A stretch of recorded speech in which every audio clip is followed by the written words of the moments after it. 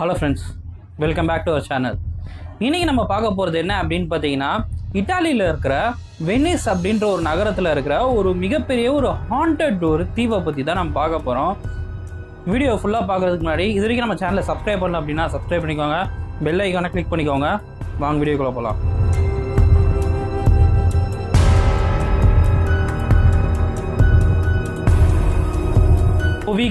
பொவிக்லியா அப்படின்னு சொல்லப்படுற இந்த தீவு வந்து எங்கே இருக்குது அப்படின்னு பார்த்தீங்கன்னா, இட்டாலியில் இருக்கிற வெனிஸ் நகரத்தில் ஒரு ஐலாண்ட் ஒன்று இருக்குது. அந்த ஐலாண்டில் இருக்கிற ஒரு பர்டிகுலர் தீவு தான் இந்த பொவிக்லியா அப்படின்ற இந்த தீவு. இந்த தீவை நல்லா ஒத்து பார்த்தீங்க அப்படின்னா, வெளியே இருந்து பார்க்க நார்மல் தீவு மாதிரியும் உள்ளுக்குள்ளே அதிகமான மர்மமும் பல அமானுஷ்யமான சம்பவங்களும் நடக்கக்கூடிய ஒரு மிகப்பெரிய ஒரு தீவில் இது ஒரு முக்கியமான ஒரு இடம் அப்படின்ட்டு தான் சொல்லி ஆகணும். இந்த தீவோட வரலாறை பற்றி நம்ம கண்டுபிடிக்கணும் அப்படின்னா நம்ம போக வேண்டிய காலகட்டம் சரியா 15ஆம் நூற்றாண்டு தான்.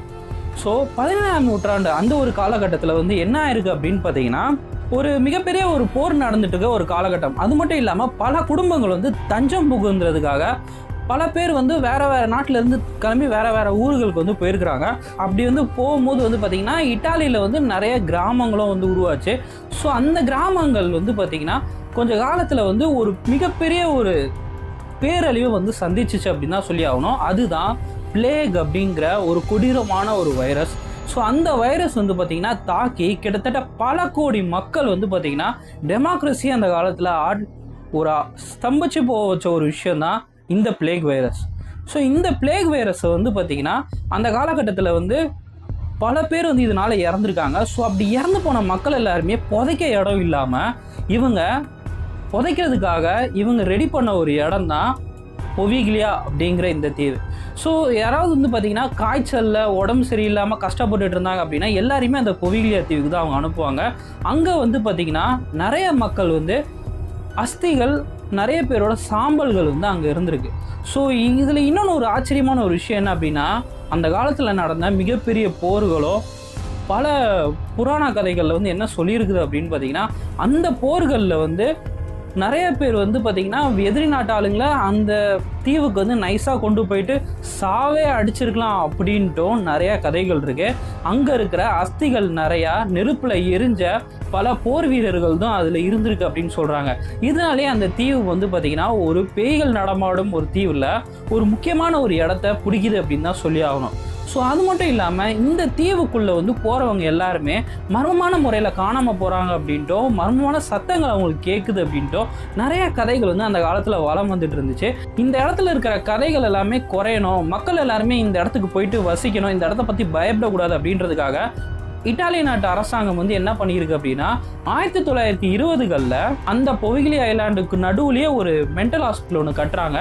அந்த மென்டல் ஹாஸ்பிட்டலில் மென்டல் பேஷண்ட்ஸை வந்து ட்ரீட் பண்ணுற ஒரு டாக்டர் வந்து அங்கே ட்ரீட் பண்ணுற பேஷண்ட்ஸை வந்து பெல் டவர் அப்படின்ற ஒரு இடத்துக்கு கூட்டு போயிட்டு மர்மமான ஒரு ஆராய்ச்சிகள், கொடூரமான ஆராய்ச்சிகள்லாம் அவர் பண்ணார் அப்படின்னு சொல்கிறாங்க. ஸோ இந்த மாதிரி பண்ணது மட்டும் இல்லாமல் அந்த டாக்டர் ஒரு நாள் வந்து அந்த பெல் டவர்லேருந்து கீழே விழுந்து இறந்தும் போயிருக்கிறாரு. விஷயம் நடந்ததுக்கப்புறமா இந்த கதை வந்து பார்த்திங்கன்னா பட்டி தொட்டிக்கு எல்லா இடத்துக்குமே வந்து பார்த்திங்கன்னா பரவுச்சு. அது மட்டும் இல்லாமல் இந்த ஹாஸ்பிட்டலை பற்றினே அதுக்கடுத்து நிறைய கதைகள் உருவாச்சு. முதல் கதை என்ன அப்படின்னு பார்த்தீங்கன்னா, இங்கே இருக்கிற பேஷண்ட்ஸ் எல்லாருமே வந்து பார்த்திங்கன்னா மர்மமான முறையில் இறந்து போகிறத வந்து நிறைய பேர் நோட் பண்ணியிருக்காங்க. நிறைய பேர் பெல் டவர்லேருந்து கீழே விழுந்ததை பார்த்துருக்காங்க, புத்தி பேதலிச்சு விழுந்ததை பார்த்துருக்காங்க. அது மட்டும் இல்லாமல் இந்த பெல் டவரில் வந்து பார்த்திங்கன்னா ஒரு வித்தியாசமான ஒரு சத்தம் வருது அப்படின்ட்டும் இதுக்கு பின்னாடி ஏதோ ஒரு பிளாக் மேஜிக் சம்மந்தப்பட்ட ஏதோ ஒரு விஷயம் வந்து இருக்கிறத நிறைய பேர் வந்து நோட் பண்ணியிருக்காங்க. ஸோ இதெல்லாமே அந்த காலத்தில் வந்து இந்த பொவிக்லியா ஐலாண்டை பற்றி வந்துகிட்டு இருந்த ஒரு கதைகளாக தான் இருந்துச்சு. அதுக்கடுத்து சரியா 1908 மொத்தமாக வந்து பார்த்திங்கன்னா அந்த ஐலாண்டுக்கு போகிறவங்க எல்லாருமே வந்து ஸ்டாப் பண்ணப்படுறாங்க. அந்த ஐலாண்டுக்கும் நம்மளுக்கும் வந்து எந்த ஒரு தொடர்பும் இல்லாமல் போகுது. அப்புறமா 1908க்கு அப்புறமா வந்து பார்த்திங்கன்னா இந்த ஐலாண்டில் இருக்கிற அந்த பில்டிங் அந்த மென்டல் ஹாஸ்பிட்டல் வந்து பார்த்திங்கன்னா கொஞ்சம் கொஞ்சமாக பழமை அடையப்படுது. கொஞ்சம் கொஞ்சமாக பழசாகி பழுது அடைஞ்சு அந்த பில்டிங் வந்து பார்த்திங்கன்னா அதே இடத்துல ரொம்ப காலம் வந்து இருந்திருக்கு. ஸோ அதுக்கடுத்து வந்து பார்த்திங்கன்னா இந்த ஐலாண்டுக்குள்ளே போகிறவங்க எல்லாருக்கும் ரொம்ப மிஸ்டீரியஸான சவுண்ட் கேட்குது அப்படின்ட்டோ அங்கே இறந்தவங்களாம் இன்னும் ஆன்மாவும் அங்கே தான் இருக்கிறாங்க அப்படின்னு சொல்லிட்டு எல்லாராலையும் நம்பப்படுது. இந்த ஐலாண்டை பற்றி நீங்கள் என்ன நினைக்கிறீங்கன்ற சொல்கிறதுக்கு முன்னாடி ஒரே ஒரு விஷயம் சொல்லிக்கிறேன், இந்த ஐலாண்டுக்கு வந்து போகணும்னு நினச்சி நிறைய யூடியூபர்ஸ், ஹாண்டட் எக்ஸ்ப்ளோரர்ஸ், கோஸ்ட் ஹாண்டர்ஸ் எல்லாருமே வந்து பார்த்தீங்கன்னா போக ட்ரை பண்ணியிருக்காங்க. ஆனால் யாருமே போக முடியல. ஏன்னா அங்கே போனவங்க எல்லாருமே வித்தியாசமான சத்தத்தை பார்த்தாங்க அப்படின்ட்டு அவங்களுக்கு ஏதோ ஒரு மாதிரி தோணுது அப்படின்ட்டு நிறைய ரெக்கார்ட்ஸ் வெளியே வந்திருக்கு. அதனால் அந்த அரசாங்கம் வந்து அங்கே போகிறதே பேன் பண்ணிட்டாங்க. இப்போதைக்கு அங்கே போகிறது வந்து பார்த்தீங்கன்னா இல்லீகல். ஆனால் ஒரு நாள் நீங்கள் அந்த கடலோரமாக போயிட்டு இருக்கும் போது உங்களுக்கு ஒரு வித்தியாசமான ஒரு சத்தம் ஏதோ ஒரு பெல் டவர்லேருந்து கேட்குது. அந்த பெல் டவர் ஏதோ ஒரு ஐலாண்டில் இருக்குது அப்படிங்கிற, தூரமாக ஏதோ ஒரு ஐலாண்ட் சின்னதாக இருக்கே அப்படின்னு நீங்கள் ஷிப்பில் போயிட்டு இருக்கும்போது பார்க்குறீங்க அப்படின்னா, இது நைட்டு தூங்கும்போது இமேஜின் பண்ணிக்கோங்க. ஸோ நீங்கள் வந்து என்ன நினைப்பீங்க, அந்த சுச்சுவேஷனை நீங்கள் எப்படி ஹேண்டில் பண்ணுவீங்க அப்படின்றத கீழே இருக்க கமெண்ட் பாக்ஸில் கமெண்ட் பண்ணுங்கள். வேறு ஒரு புது வீடியோவில் சந்திப்போம். தேங்க்ஸ் ஃபார் வாட்சிங்.